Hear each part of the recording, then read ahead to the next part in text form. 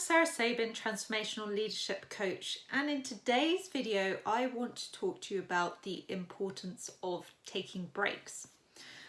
So obviously we're coming out, hopefully, of a period of the pandemic where we are working fully remotely, and many people and many of my clients in fact tend to get themselves into back-to-back meetings.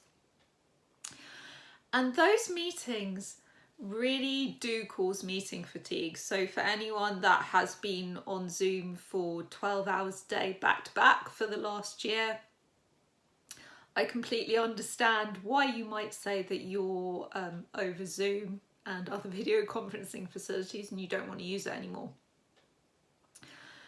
Number one thing to question really before we get into the taking breaks is, are all of these meetings truly necessary? So do you need to be at all of these meetings? Do these meetings constantly run over? And so reviewing the way that you do meetings and why you do meetings is important, if that needs to be done. If not for yourself as a leader, although the tone should be set from the top, but at least for your employees so that they're not suffering from this similar fatigue.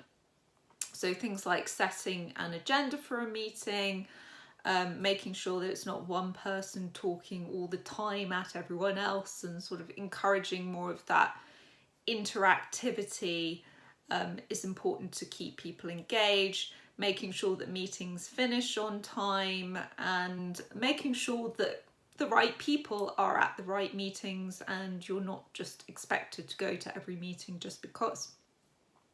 So that all aside, when you are doing meetings, Microsoft has recently done research to suggest that taking small breaks between those meetings is really important for counteracting stress buildup and for increasing engagement with those meetings.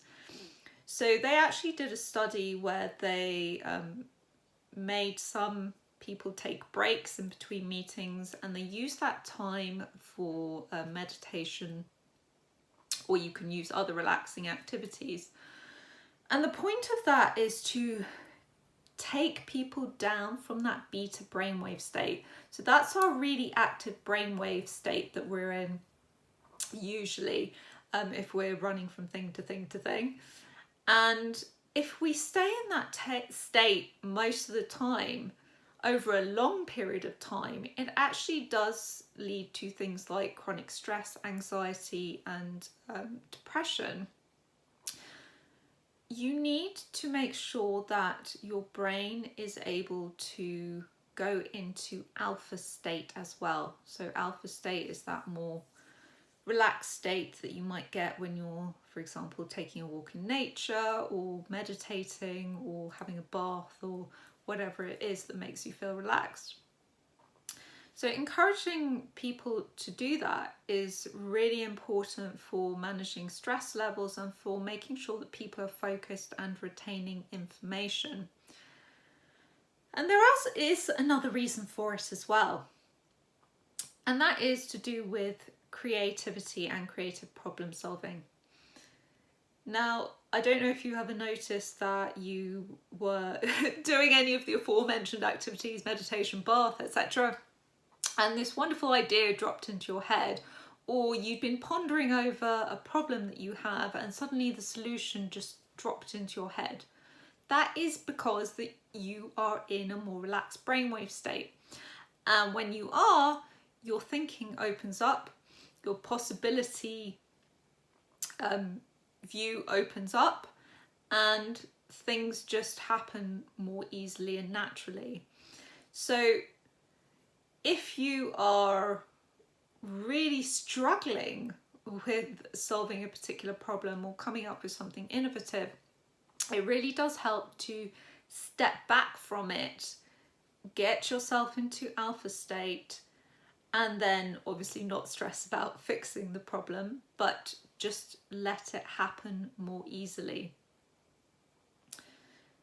I hope you have found this video helpful and maybe it's inspired you to build regular breaks into your day. It doesn't have to be hour-long breaks, it can be literally a 5 to 10 minute break every hour or whatever works best for you.